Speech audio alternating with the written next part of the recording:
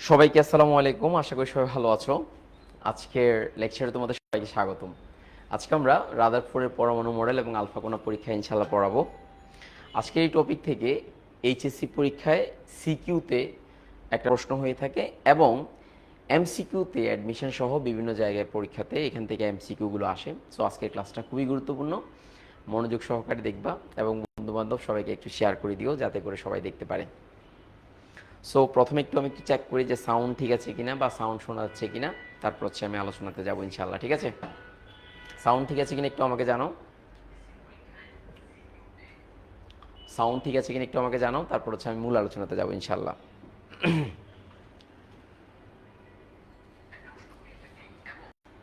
এমসিকিউতে অ্যাডমিশন সহ বিভিন্ন জায়গায় পরীক্ষাতে এখান থেকে এমসিকিউগুলো আসে। সো আজকের ক্লাসটা খুবই গুরুত্বপূর্ণ, মনোযোগ সহকারে দেখবা এবং বন্ধুবান্ধব সবাইকে একটু শেয়ার করে দিও যাতে করে সবাই দেখতে পারে। আচ্ছা ফাইন, সাউন্ড ঠিক আছে, আমরা দেখতে পাচ্ছি। ওকে ফাইন, সাউন্ড নিয়ে আর কোনো ঝামেলা নেই।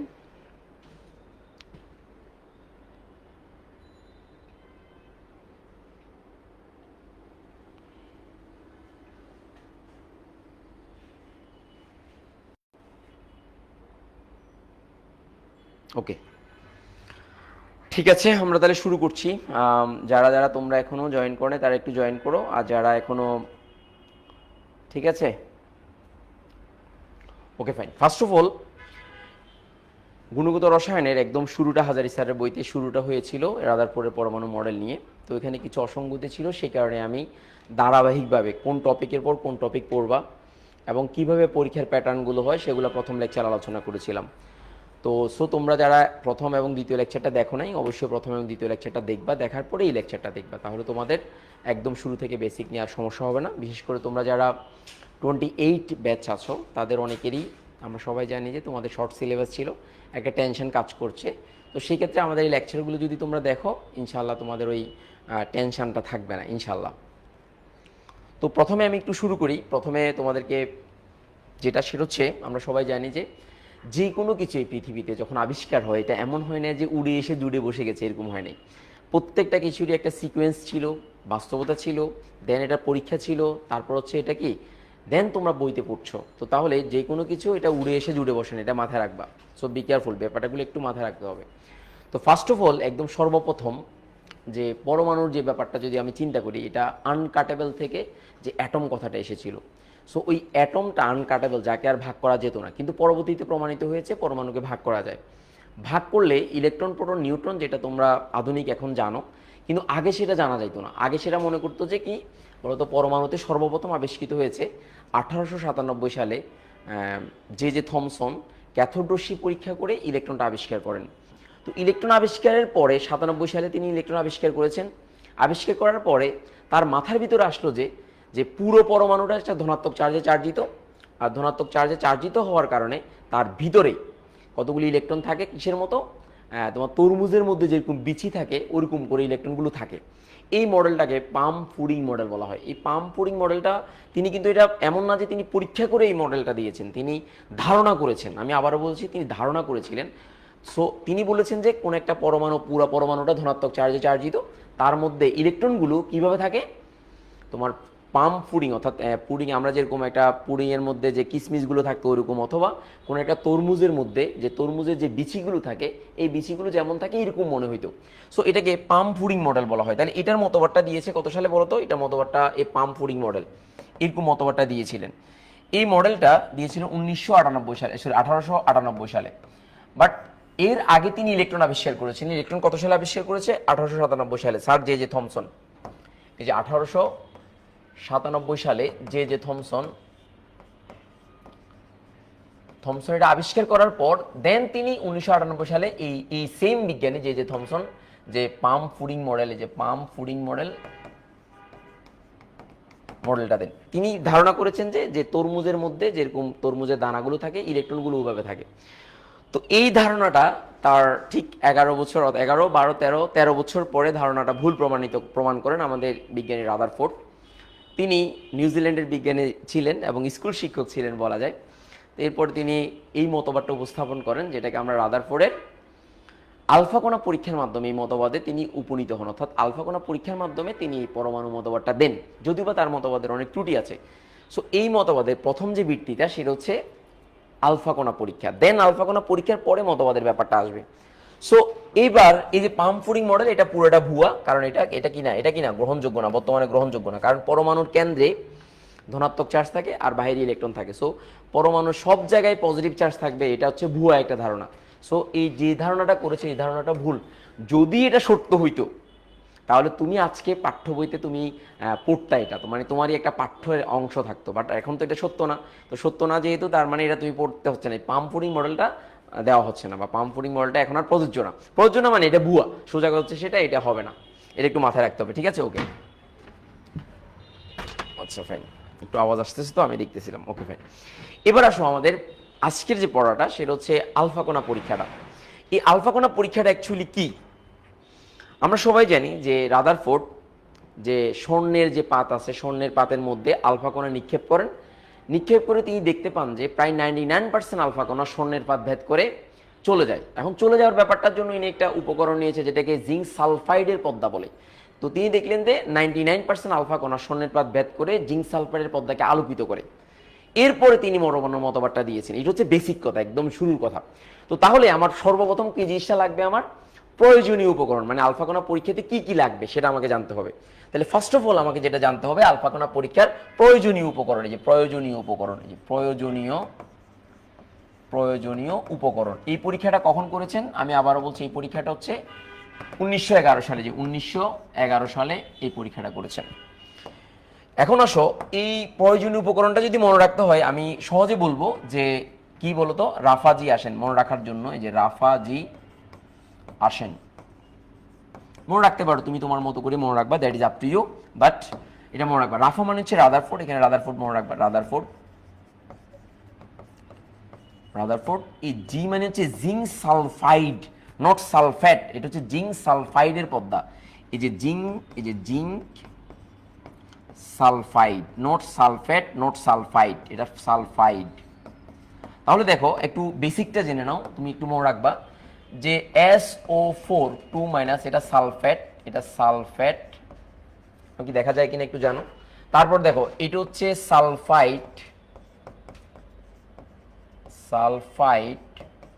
আর এটা হচ্ছে 2- সালফাইড। সো এই দুইটা, এটা ভর্তি পরীক্ষা এসেছে, এটা যে তোমার কনফিউশন, তোমাকে সংকেতটা না দিয়ে তোমাকে এরকম কনফিউশনে ফেলে দেবে। সো এটা সালফেট অ্যাট, এটা আইট, আর এটা হচ্ছে আইড ড, এবং এটা চার্জ হচ্ছে 2 সালফাইড। তো তাহলে জিঙ্ক সালফাইডের পর্দা আমি একটা দেখবো এটা কি ধর্মী সেটা নিয়ে আলোচনা করবো, অনুপ্রভা ধর্মী। এরপরে তিনি মানে হচ্ছে আলফা কণা, এই যে আলফা কণা। তো আমরা সবাই জানি দ্বিধনাত্মক হিলিয়াম নিউক্লিয়াসকে আলফা কণা বলে, আমরা সবাই জানি দ্বিধনাত্মক হিলিয়াম নিউক্লিয়াসকে আলফা কণা বলে। সো আমরা লিখতে পারি যে দ্বিধনাত্মক হিলিয়াম নিউক্লিয়াস, এই যে দ্বিধনাত্মক হিলিয়াম নিউক্লিয়াসকে আলফা কণা বলে, এটা হচ্ছে আলফা কণার সংকেত, গত ক্লাসে একটু আলোচনা করেছিলাম। আর সেন মানে হচ্ছে স্বর্ণের পাত, এই অরাম, স্বর্ণ এর পাত, এটাকে আমরা স্বর্ণের পাত বলতে পারি, যে স্বর্ণের পাত। এখন আসো, আমরা এমনভাবে পড়তে হবে যাতে করে আমার যে এমসিকিউগুলো আসবে সেই এমসিকিউগুলো যাতে কোনোভাবেই যাতে ভুল না করা হয়। কারণ স্টুডেন্টদের এখানে একটা প্রবলেম হয়, সেটা হচ্ছে তারা যখন পড়াশোনা করে ভাষা পড়াশোনা করে, ফলে এমসিকিউগুলো অনেক ক্ষেত্রে তারা বুঝতে পারে না, এই কারণে তারা ঝামেলাটা হয়। এই কারণে আমার চেষ্টা থাকবে যে এমসিকিউগুলো যাতে কোনোভাবে যাতে তোমার মিস না যায়। আমি আবারও বলছি, এমসিকিউগুলো যাতে তো কোনোভাবে যাতে মিস না যায়, এটা একটু মাথায় রাখবা, ঠিক আছে? ওকে,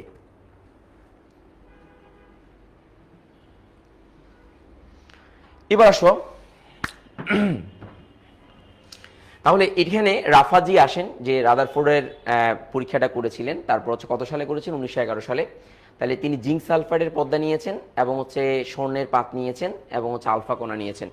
এখন এই আলফা কণাগুলো কোথা থেকে আসে? আমি যদি সহজে বলি যে আলফা কণার উৎস, আলফা কণার উৎস কোথায়, তাহলে প্রথম কথা হচ্ছে আলফা কণার উৎস, যে আলফা কণার উৎস মানে আলফা কণাগুলো কোথা থেকে এসেছে সেটা একটু খেয়াল করো।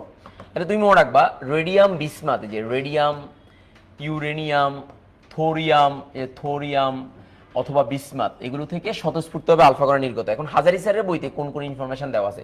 শুধুমাত্র রেডিয়াম এবং ইউরেনিয়ামের ইনফরমেশন দেওয়া আছে। রেডিয়াম হচ্ছে 88 পারমাণবিক সংখ্যা, আর এটা হচ্ছে 92, আর এটা হচ্ছে 90, আর এটা হচ্ছে 83। এটার ভর হচ্ছে 226, আর এটা হচ্ছে 238। থোরিয়ামের সম্ভবত 234 বা 232, আর এখানে বিসমাথের হচ্ছে 209, এটা পারমাণবিক। তাহলে এগুলো মনে না রাখলেও চলবে, তোমার শুধু মাথায় রাখতে হবে এগুলো হচ্ছে তেজস্ক্রিয় পদার্থ। এগুলো থেকে স্বতঃস্ফূর্ত হাজারি স্যারের বইতে এই দুইটা ইনফরমেশন, হাজারি স্যারের বইতে এই দুইটা হচ্ছে হাজারি স্যারের বইয়ের, এই যে হাজারি স্যার, তাহলে এগুলো থেকে স্বতঃস্ফূর্তভাবে আলফা কণা নির্গত হয়। তাহলে এগুলো থেকে স্বতঃস্ফূর্তভাবে আলফা কণা নির্গত হয়, যে আলফা কণা নির্গত হয়। সো তাহলে আমরা এখানে কি জেনে গেলাম, যে আলফা কণা পরীক্ষায় রাদারফোর্ড যে মতবাদটা দিয়েছেন সেই মতবাদটা আলফা কণার উপর নির্ভরশীল ছিল। এই আলফা কণা পরীক্ষায় রাদারফোর্ড ব্যবহার করেছেন কি জিঙ্ক সালফাইডের পর্দা ব্যবহার করেছিলেন, এবং স্বর্ণের পাত ব্যবহার করেছিলেন, এবং আমরা কি ব্যবহার করেছিলেন, এবং আমরা সবাই জানি যে এখান থেকে আলফা কণাটা মানে আলফা কণার উৎস ব্যবহার করেছিলেন, ওখান থেকে আলফা কণাটা নির্গত হয়েছে, এই তিনটা ব্যবহার করেছিলেন। দেন আমরা আলফা কণা পরীক্ষা বুঝবো, দেখবো, দেন আমরা রাদারফোর্ডের পরমাণু মডেলে যাব, এরপর সীমাবদ্ধতা নিয়ে ব্যাখ্যা করব, এরপর হচ্ছে আমরা এমসিকিউগুলো সলভ করব এবং সিকিউগুলো সলভ করব, মনে থাকে যাতে। এবার আসো আমরা আলফা কণার উৎসটা পেয়ে গেলাম। এবার হচ্ছে বেসিক যে পার্টটা সেটা, এটা পাম্পফোরিং মডেলটা আমি আলোচনা করলাম। বেসিক যে পার্টটা সেটা হচ্ছে এই যে জিঙ্ক সালফাইডের যে পর্দাটা দিয়েছে, যে জিঙ্ক সালফাইডের পর্দা, এটা হচ্ছে এটি অনুপ্রভাধর্মী, যে অনুপ্রভাধর্মী। এখন প্রশ্ন হচ্ছে অনুপ্রভাধর্ম কাকে বলে? তাহলে আলফা কণা আমি খালি চোখে দেখতে পাবো না, একদমই খালি চোখে দেখতে পাবো না। তাহলে আলফা কণা যখন নির্গত হয় তখন আমি খালি চোখে দেখবো না। তাহলে এটা দেখার জন্য আমার জিঙ্ক সালফাইডের পর্দা লাগবে। তার মানে জিঙ্ক সালফাইডের পর্দার মধ্যে যখন আলফা কণা নির্গত হয় বা আলফা কণা যখন জিঙ্ক সালফাইডের পর্দার মধ্যে যায়, তাহলে সেটা কি করে? তো অদৃশ্যমান রশ্মি শোষণ করে দৃশ্যমান আলো বিকিরণ করে। তাহলে দেখো এখানে ছোট্ট একটা ত্রুটি, তুমি একটু খেয়াল করো, আমি অদৃশ্যমান রশ্মি বলেছি, দৃশ্যমান আলো বলেছি। কারণ রশ্মি যখন বলবো তখন আলো তো অদৃশ্যমান হওয়ার প্রশ্নে আসে না, কারণ আলো তো দেখা যাবে। এখানে অদৃশ্যমান রশ্মি বলেছি আর দৃশ্যমান আলো বলেছি। দৃশ্যমান রশ্মিও কারেক্ট, বাট আলো বলছি দেখা যায়, সেই কারণে। তো তাহলে অনুপ্রভা ধর্ম, যেটাকে ফসফোরেসেন্স পদার্থ বলা হয়, এই পদার্থটা মানে হচ্ছে যে অদৃশ্যমান রশ্মি শোষণ করে দৃশ্যমান আলো বিকিরণ করার ধর্মকে অনুপ্রভা ধর্ম বলে। তাহলে পরীক্ষাতে ক নাম্বারের জন্য একটা প্রশ্ন আসবে, তাহলে সেটা আনসারটা হচ্ছে অদৃশ্যমান রশ্মি শোষণ করে দৃশ্যমান আলো বিকিরণ করার ধর্মকে, যে দৃশ্যমান আলো বিকিরণ করার ধর্মকে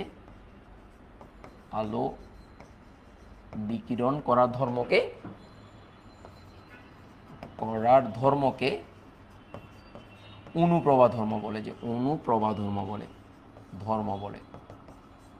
আচ্ছা, এখন প্রশ্ন হচ্ছে এই জিঙ্ক সালফাইডের পর্দাটা তাহলে কেন ব্যবহার করা হয়?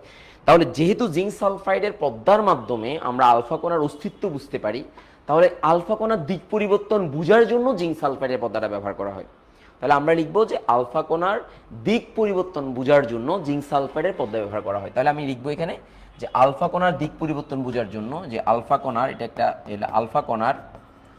আলফা কণার দিক পরিবর্তন বোঝার জন্য, যে দিক পরিবর্তন বোঝার জন্য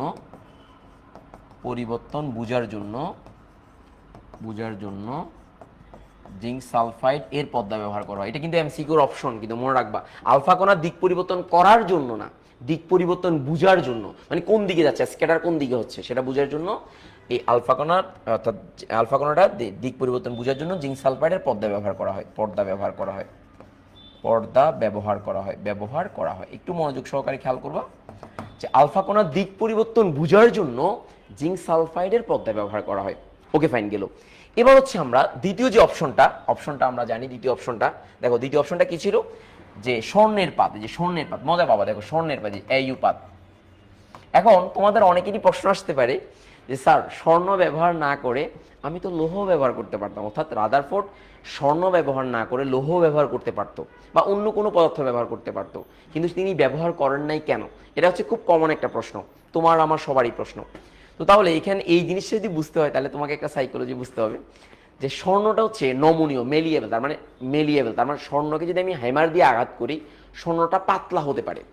আমি কিন্তু স্বর্ণের পাতের পরীক্ষা করছি না, আমি পরীক্ষা করছি পরমাণু, অর্থাৎ স্বর্ণের পরমাণু। তো স্বর্ণের পরমাণু যদি আমি অ্যাকুরেট লেভেলে পেতে চাই, তাহলে আমাকে পাতলা করতে হবে। এখন মোটা করলে সমস্যা কি? মনে করো আমার এখানে মনে করো অনেকগুলো স্টুডেন্ট বসে আছে, তো আমি এখানে প্রতিটি স্টুডেন্টকে আমি কি মনে করলাম, এক একটা নিউক্লিয়াস মনে করলাম বা এক একটা পরমাণু মনে করলাম। তো এখন আমার এখানে মনে করো আমার এখানে 17টা বেঞ্চ আছে, তো 17টা বেঞ্চে যদি আমি 4জন করে এই পাশে বসাই, তাহলে সেক্ষেত্রে আমি যদি কারো গায়ে পড়ি, কারো না কারো গায়ে গিয়ে এটা কি হওয়ার কথা বলো, এটা বাধা পাওয়ার কথা। তো সেক্ষেত্রে আমি যদি বিষয়টা এমন করি 2টা বা 3টা সারি করে, তখন আমি যদি এটা মারি, এটা মনে করো আলফা কোণা যদি মারি, তাহলে আমার এখানে অ্যাকুরেসিটা কি হবে, যে একটি মাত্র পরমাণু ভেদ করে যে মানে ফলাফলটা অ্যাকুরেটলি পাবো, সেটা পাওয়ার সম্ভাবনা অনেক বেশি। এই কারণে স্বর্ণের পাতটাকে অনেক পাতলা করে দেওয়া হয়। আর আরেকটা বিষয় হচ্ছে, স্বর্ণের পাত চান্স পেলে ডান্স মারে না, তার মানে কারোর সাথে রিলেশনে যায় না, মানে সহজে বিক্রিয়া করে না। তো সহজে বিক্রিয়া না করলে এটা নিরাপদ। তারপর হচ্ছে সেটার নিউক্লিয়াস অনেক ভারী, স্বর্ণের পাতের নিউক্লিয়াস অনেক ভারী। এই কারণে আমরা স্বর্ণের পাত, অর্থাৎ আমরা না, রাদারফোর্ড স্বর্ণের পাত ব্যবহার করেছিলেন। এখন তুমি হয়তো বলতে পারো যে স্যার অন্য কিছু ব্যবহার করে ট্রাই করেন নাই কেন? অ্যাকচুয়ালি হয়তো তিনি ট্রাই করেছেন, বাট আমরা জানি না। এখন প্রশ্ন হচ্ছে কেন? কারণটা হচ্ছে তিনি আমাকে রেজাল্টটাই দিয়েছেন, আমাকে তো উনি কি কি করেছেন এটা বলেন নাই, বা উনার ব্যর্থতার ব্যাপারগুলো জানান নাই, আমাকে বলেন নাই। তাহলে একটা সাইকোলজি খাটাও, তুমি যখন এসএসসি পরীক্ষায় এ প্লাস পেয়ে ইন্টারে একটা ভালো কলেজে পড়বা, তখন কিন্তু তোমার রেজাল্টটাই সবাই দেখবে। তুমি যে সারা রাত না ঘুমাই তুমি পড়াশোনা করেছো, সেই বিষয়টা কেউ দেখতে যাবে না। তার মানে তোমার ওই ব্যাপারগুলো ইন্টারনাল ব্যাপার, এক্সটার্নালি কি দেখতেছি আমরা, রেজাল্ট দেখতেছি। তদ্রূপভাবে রাদারফোর্ড হয়তো অনেকগুলো মানে অনেকগুলো তিনি পদার্থ ব্যবহার করে থাকতে পারেন, বাট সবচেয়ে বেশি অ্যাকুরেট রেজাল্ট পেয়েছেন স্বর্ণের পাতে। এই কারণে আমরা স্বর্ণের পাতা ব্যবহার করেছি। সো এটা একটু মাথায় রাখবা। তো তাহলে আমি এখানে লিখতে পারি যে স্বর্ণের পাতের পদ্মা, তাহলে স্বর্ণের পাতের পুরুত্বটা হাজারি স্যারের নতুন বই এবং মাহবুব হাসান লিঙ্কন স্যারের নতুন বইতে যে ইনফরমেশন আছে সেটা তুমি লিখবা। স্বর্ণের পাতের যে পুরুত্ব, এটা পুরুত্বটা হচ্ছে যে পুরুত্ব 0.00004 সেন্টিমিটার। এটা হচ্ছে নতুন বইয়ের ইনফরমেশন। সো আগের পুরাতন বই যদি তুমি কখনো পড়ে থাকো সেটা বাদ দেবা, নতুন বইয়ের ইনফরমেশনটা আসবে, এবং এটা বোর্ডে এসেছে, 22 সালের রাজশাহী বোর্ডে এসেছে এই পুরুত্বের ব্যাপারটা। So be careful. তুমি যখন ইনফরমেশনগুলো লিখবা, এমসিকিউগুলো ডেফিনেটলি হাজারি স্যারের সাথে মিলাই নিবা, কারণ হাজারি স্যারের ইনফরমেশনগুলোকেই কারেক্ট হিসেবে ধরা হয়। সো এটা তোমাকে হয়তো কেউ বলবে না, বাট আমি বললাম এই হাজারি স্যারের ইনফরমেশনগুলোকে কারেক্ট হিসেবে ধরা হয়, এটা একটু মাথায় রাখবা, ঠিক আছে? ওকে, এবার আসো এটার পুরুত্বটা আমরা এখানে লিখলাম। এবার দেখো এটার পুরুত্বটা লিখলাম, লেখার পরে দেখো যে এটাকে আমরা চাইলে এইভাবে লিখতে পারি না, 4 × 10⁻5 সেন্টিমিটার লিখতে পারি। তারপর আমরা লিখতে পারি যে 4 × 10⁻7 মিটার লিখতে পারি। এবার আমরা লিখতে পারি 4 × 10⁻7 × 10⁹ ন্যানোমিটার লিখতে পারি। তাহলে আমরা সবাই জানি 1 মিটার = 10⁹ ন্যানোমিটার। তো তাহলে এই ইনফরমেশনটা যদি আমরা এখানে দিই, তাহলে ওভারঅল আমার যে মানটা আসবে সেটা হচ্ছে 400 ন্যানোমিটার, যে 400 ন্যানোমিটার। সো অল আর কারেক্ট, এখানে প্রত্যেকটা ইনফরমেশনটাই কারেক্ট। তার মানে এই ইনফরমেশনটাও কারেক্ট, এটাও কারেক্ট, এটাও কারেক্ট, এটাও কারেক্ট, প্রত্যেকটাই কারেক্ট। তো সো পরীক্ষায় যদি বহু নির্বাচনী কোনো এমসিকিউ আসে, তাহলে তুমি অবশ্যই এই যে কোনোটার একটাই দিতে পারবা। এটা কি স্বর্ণের পাতের পুরুত্ব, মনে রাখবা স্বর্ণের পাতের পুরুত্ব হচ্ছে এইটা, এই স্বর্ণ মানে পাতলা করে, এরকম পাতলা করে, এত এত থিকনেস করে এটাকে আমরা পরীক্ষাতে মানে পরীক্ষার জন্য ব্যবহার করি, ঠিক আছে? সো কনসেপ্টটা মাথায় রাখবা, কোনো কনফিউশন বা কোনো কিছু হলে অবশ্যই আমাকে জানাবা, ঠিক আছে? ওকে ফাইন, আশা করি বুঝতে পেরেছো। এবার আসো আমরা এই স্বর্ণের পাতের পুরুত্ব নিয়ে আমাদের আর কোনো ঝামেলা নাই, আমরা বুঝলাম। এবার হচ্ছে আমাদের যেটা লাগবে সেটা হচ্ছে যে আলফা কণা, এই যে আলফা কণা, যে আলফা কণা। তো এই আলফা কণাটা কিছুক্ষণ আগে আমি বললাম যে রেডিয়াম, বিসমাথ এবং ইউরেনিয়াম এগুলো থেকে আলফা কণা স্বতঃস্ফূর্তভাবে নির্গত হয়। তাহলে এই আলফা কণা ধনাত্মক চার্জ বিশিষ্ট, এটার পারমাণবিক ভর সংখ্যা হচ্ছে 4, অর্থাৎ 2টা প্রোটন 2টা নিউট্রন থাকে, 4। তো তাহলে একটু সবাই খেয়াল করো যে এই আলফা কণা দ্বিধনাত্মক হিলিয়াম নিউক্লিয়াসকে, দ্বিধনাত্মক হিলিয়াম নিউক্লিয়াসকে আলফা কণা বলে। আমরা সবাই জানি দ্বিধনাত্মক হিলিয়াম নিউক্লিয়াসকে কি বলে, আলফা কণা বলে। তো তাহলে দ্বিধনাত্মক হিলিয়াম নিউক্লিয়াসকে যদি আলফা কণা, তাহলে এর মধ্যে ইলেকট্রন কয়টা? তাহলে কোনো ইলেকট্রন নেই, এটাতে কোনো ইলেকট্রন নেই, কোনো ইলেকট্রন নেই। সো এমসিকিউতে কিন্তু অপশনে ছিল কোনো ইলেকট্রন আছে কিনা, মানে আলফা কণাতে কোনো ইলেকট্রন নেই। তাহলে এটাতে কয়টা প্রোটন আছে? 2টা প্রোটন আছে প্লাস 2টা নিউট্রন আছে। ওকে ফাইন, এই আলফা কণা। তাহলে এই আলফা কণাটা একটু মাথায় রাখো যে আলফা কণার ভর, এই যে আলফা কণার ভর একটা ইলেকট্রনের তুলনায়, যে একটি ইলেকট্রন এর তুলনায় কত গুণ ভারী, আলফা কণার ভর একটি ইলেকট্রনের তুলনায় কত গুণ ভারী বলো? যে হাজারি স্যারের বইতে 7000 গুণ ভারী লিখছে, 7000 গুণ ভারী লিখছে, গুণ ভারী। ওকে ফাইন, 7000 গুণ ভারী লিখছি, ওকে। কিন্তু মাহবুব হাসান লিঙ্কন স্যারের বইতে, এটা হচ্ছে হাজারি স্যার, আমি পাশে হাজারি স্যার লিখে দিচ্ছি, Hazari sir, according to Hazari. আর লিঙ্কন স্যারের বই অনুসারে এটা হচ্ছে 7500 গুণ লিখছে, এবং এটা লিঙ্কন স্যার না, এটা গুহ স্যার সহ, এই লিঙ্কন স্যার এবং গুহ স্যার, এই যে লিঙ্কন এবং গুহ স্যার, এই যে গুহ স্যার, এই দুইটা স্যার মিলে এটা লিখছে এত গুণ। এখন তুমি কোনটা রাখবে? এখন জাহিদ স্যার কি বলতেছে? জাহিদ স্যার বলতেছে এটা 7360 গুণ ভারী, 60 গুণ ভারী। আমি বললাম এখন প্রশ্ন হচ্ছে তুমি কোনটা পরীক্ষায় লিখবা, this is the your point, যে কোনটা পরীক্ষায় লিখবা। আনসার হচ্ছে তুমি পরীক্ষা যদি লিখতে চাও তাহলে ডেফিনেটলি হাজারি স্যারের ইনফরমেশনটাই দেবা, এই যে হাজারি স্যারের ইনফরমেশনটাই তুমি দিবা। এখন বাকি দুইটা তুমি দিবা না কেন? কারণটা হচ্ছে আমি আবারও বলেছিলাম যে এমসিকিউতে হাজারি স্যারের বইয়ের যে ইনফরমেশনটা একদম ইরিলেভেন্ট ইনফরমেশন যদি না হয়, ইনফরমেশন না হয়, তাহলে হাজারি স্যারের ইনফরমেশনটাই কারেক্ট। সো তোমার মাথার মধ্যে থাকবে যে আমি হাজারি স্যারের ইনফরমেশনটাই আমি ব্যবহার করব, এটা একটু মাথা রাখবা। তো এখন আমি যে এখানে একটা জিনিস লিখলাম 7360 গুণ ভারী, এটা কেন লিখলাম? This is your point. আসো আমি একটু বুঝাই দিই, এটা মুখস্থ করার দরকার নাই, জাস্ট কিপ আপ মাইন্ড যে এটা তোমার বুঝার জন্য, জাস্ট তুমি জাস্ট আসলে মানে কোনো কিছু পড়তে গেলে এটা বুঝতে হয়, না বুঝলে তোমার কাছে মনে হবে যে মুখস্থ করছো এরকম মনে হবে। সো এটা বুঝার জন্য করবা। তো তাহলে এটা কিভাবে আমি একটু বুঝে দিই। আমরা সবাই জানি যে একটা পরমাণুতে, এখানে এই পরমাণুটাতে যে আলফা কণার মধ্যে দুইটা প্রোটন আছে, এই যে আলফা কণাতে দুইটা প্রোটন আছে, এই যে 4 এখানে 2, তাহলে এখানে দুইটা প্রোটন আছে, দুইটা প্রোটন, দেখো দুইটা প্রোটন প্লাস দুইটা নিউট্রন আছে। তো এখন আমাকে বলো, আমরা সবাই জানি একটা প্রোটনের ভর এবং একটা নিউট্রনের ভর কি বলো তো, প্রায় কি বলো, সমান, প্রায় সমান ধরতেছি। তো তাহলে প্রোটনের ভর এবং নিউট্রনের ভর যদি সমান হয়, তাহলে এই দুইটা নিউট্রনের পরিবর্তে আমি এখানে দুইটা প্রোটন প্লাস দুইটা নিউট্রন যদি লিখি, আমি যে মানে দুইটা প্রোটন লিখি, এটা প্রোটন লিখি কেন? কারণ আমরা জানি যে নিউট্রনের ভর আর প্রোটনের ভর যদি আমি চিন্তা করি, তাহলে আমি একসাথে 4টা প্রোটন লিখলাম, এটা বুঝার জন্য, অন্য কিছু না, বুঝার জন্য। তো এবার তোমাকে একটু চিন্তা করো যে একটা প্রোটন একটা ইলেকট্রনের তুলনায় কত গুণ ভারী? এই যে একটি প্রোটনের ভর, এই যে এর ভর ইজ ইকুয়াল টু 1840টি ইলেকট্রনের ভর, 40টি ইলেকট্রনের ভর।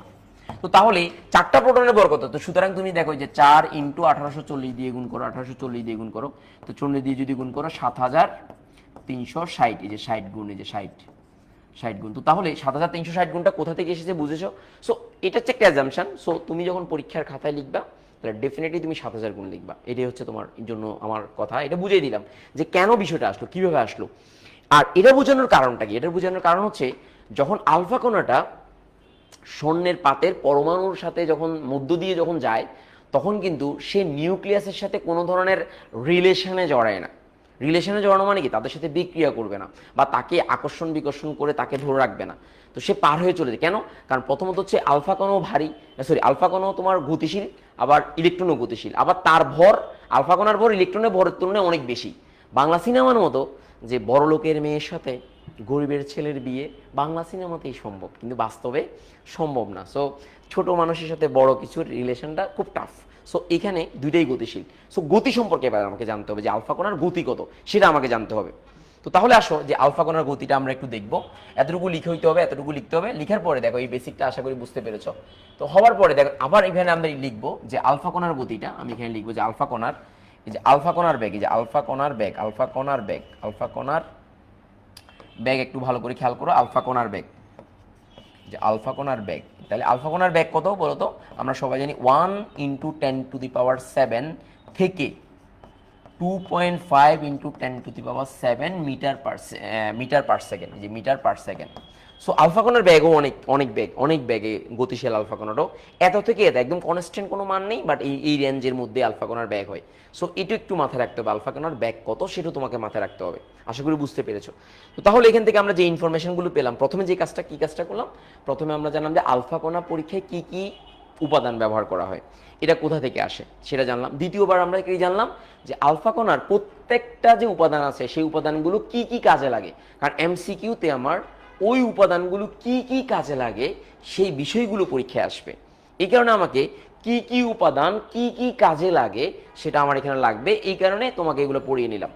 এবার আমি ভিডিওটা দেখব, ভিডিও দেখার পর তারপরে সিদ্ধান্ত নেব, তারপর হচ্ছে আমি দেখবো, আমরা একটা ভিডিও দেখবো আলফা কণা পরীক্ষাটা কিভাবে করে। সো সবাই একটু মনোযোগ দিয়ে খেয়াল করো আলফা কণা পরীক্ষাটা ভিডিওটা দেখার জন্য। আমি পরীক্ষাটা এখানে কিভাবে করে সেটা নিয়ে আমি একটু দেখবো লাস্ট। ওকে ফাইন, আমি একটু ভিডিওটা দেখাচ্ছি, আমি এটা দিয়ে দেখেছিলাম। ওকে ফাইন, সো একটু আমি যাই, দেখো আমি এখান থেকে কোথায় গেল রে, আচ্ছা আমি আমার ইয়া থেকে যাই। মুছে দিচ্ছি এগুলো, ফাইন, সব মুছে দিলাম। দেখো ওকে ফাইন। এবার আমি এই যে এটার বিরুদ্ধে যাচ্ছি, দেখো একটু ভালো করে খেয়াল করো, এই ভিডিওটা একটু দেখবা, মনোযোগ দিয়ে দেখবা, দেখার পরে তারপর হচ্ছে আমরা সিদ্ধান্ত নেব। দেখো আসো, এই আলফাকোনা রাদারফোর্ড আলফাকোনা পরীক্ষাটা সিদ্ধান্ত নেব, একটু মনোযোগ দিয়ে দেখবা, ভিডিওটা একটু দেখো, দেখার পর তারপর দেখবা। দেখো এই পরমাণু আলফাকোনাটা কীভাবে যাচ্ছে আমরা দেখবো, তারপর চিত্র আঁকবো, চিত্র এঁকে দেন আমরা ব্যাখ্যাগুলো করবো। দেখো দেখো অ্যাপারেটাস আছে, এটা হচ্ছে আলফাকোনার উৎস, এটা হচ্ছে ল্যাডের পাত। এখন প্রশ্ন হচ্ছে রাদারফোর্ড কিন্তু ল্যাডের পাত ব্যবহার করেননি। সো রাদারফোর্ড ল্যাডের পাত ব্যবহার না করলেও ল্যাডের পাত ব্যবহার করলে দেখা যায় যে যে পরীক্ষার অ্যাকুরেসিটা অনেক বেড়ে যায়, এই কারণে এই ল্যাডের পাতটা ব্যবহার করেছে। তো তাহলে এখানে সূক্ষ্ম ছিদ্র আছে। তো প্রথমে যখন আলফাকণা ইউরেনিয়াম বিসমাথ অথবা যে কোনো একটা তেজস্ক্রিয় পদার্থ থেকে আলফাকণা যখন নির্গত হবে, এটা কিন্তু খালি চোখে দেখা যায় না, বাট এখানে তোমার বোঝার জন্য এখানে দেখানো হচ্ছে। সো এখান থেকে আলফাকণা নির্গত হবে, নির্গত হলে কী ঘটনা ঘটবে একটু দেখো, যে আলফাকণা নির্গত হচ্ছে, যখন এই ল্যাডের পাত ব্যবহার করতেছি তার এই আলফাকণা যে স্ক্যাটারগুলো হচ্ছে বা বেশি হচ্ছে সেটা একটু সূক্ষ্ম হবে, যে একটু সূক্ষ্ম হলো দেন আরেকটু সূক্ষ্ম হবে, এই ল্যাডের পাত ব্যবহার করা হচ্ছে আরেকটু সূক্ষ্ম হয়েছে, দেন এবার তুমি দেখো এটা জিঙ্ক সালফাইডের পদ্মা, পুরোটা জিঙ্ক সালফাইডের পদ্মা, এটা হচ্ছে স্বর্ণের পাত। এই স্বর্ণের পাতকে যখন ভেদ করে চলে যাচ্ছে তখন জিঙ্ক সালফাইডের পদ্মাকে আলোকিত করবে। দেখো এই যে এখন আমি পারমাণবিক লেভেলে যদি নিয়ে যাই, এটাকে যদি একদম পারমাণবিক লেভেলে নিয়ে যাই, দেখো এখানে যে জিঙ্ক সালফাইডের পদ্মাকে আলোকিত করেছে, তাহলে পিছনে হচ্ছে জিঙ্ক সালফাইডের পদ্মা। কার পদ্মা? জিঙ্ক সালফাইডের পদ্মা। তাহলে এটাকে আলোকিত করছে, এটা আমরা খালি চোখে দেখবো না, যখনই জিঙ্ক সালফাইডের পদ্মার মধ্যে আলফাকণা পড়বে তখন আমি বুঝতে পারবো যে হ্যাঁ এটা মানে স্বর্ণের পাতকে ভেদ করে চলে গেছে, এটা আমরা বুঝতে পারবো। তো সো এখন দেখো এখানে এখানে যদি আমি একটু খেয়াল করি যে সে যখন নিউক্লিয়াসের পাশ দিয়ে যাচ্ছে, ইলেকট্রনের গা ঘেঁষে যাচ্ছে, অ্যাকচুয়ালি ইলেকট্রনকে সে কিছুই করছে না, অর্থাৎ তাকে মানে আকর্ষণ করে তাকে কলিজার ভিতরে বেঁধে রাখতেছে না। আমরা বলি না চিরগমনিয়ান একটা ইয়ে আছে, কলিজার ভিতরে গাঁতি রাইকুম তোমারে ও ননাই রে, সো গাঁথি রাখতেছে না।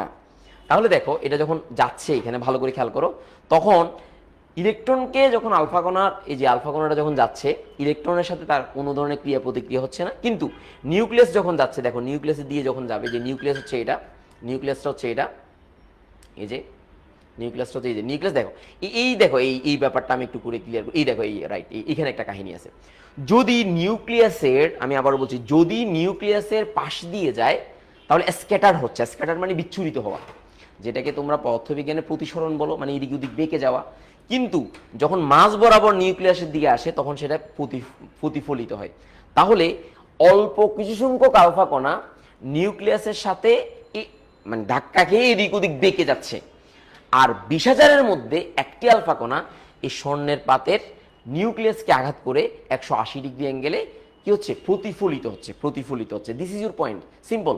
তো এখানে একটা বিষয় তোমাদেরকে বেসিক একটু বলে রাখা দরকার, এটা হচ্ছে আমাদের বেসিক। তো তাহলে যেগুলো বিচ্ছুরিত হচ্ছে এবং যেগুলো ভিতর দিয়ে চলে যাচ্ছে নিউক্লিয়াসে মানে পরমাণুর, তারাই জিঙ্ক সালফাইডের পদ্মাকে আলোকিত করছে।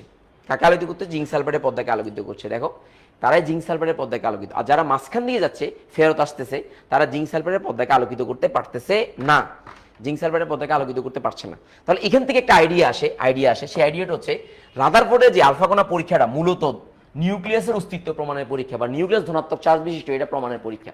তাহলে এখানে আমি লিখতে পারি যে আলফা কণা পরীক্ষা মূলত যে আলফা কণা পরীক্ষা মূলত নিউক্লিয়াস, যে নিউক্লিয়াস ধনাত্মক চার্জ বিশিষ্ট নিউক্লিয়াস, এই যে নিউক্লিয়াস ধনাত্মক চার্জ বিশিষ্ট, এই যে ধনাত্মক চার্জ বিশিষ্ট এটা পরীক্ষা, চার্জ বিশিষ্ট এটা প্রমাণ করে, বিশিষ্ট এটা প্রমাণের পরীক্ষা, এটা প্রমাণের পরীক্ষা। আচ্ছা এবার আরেকটা কথা আছে, তুমি একটু খেয়াল করো, নিউক্লিয়াসের মধ্যে কি থাকে রে বাবা?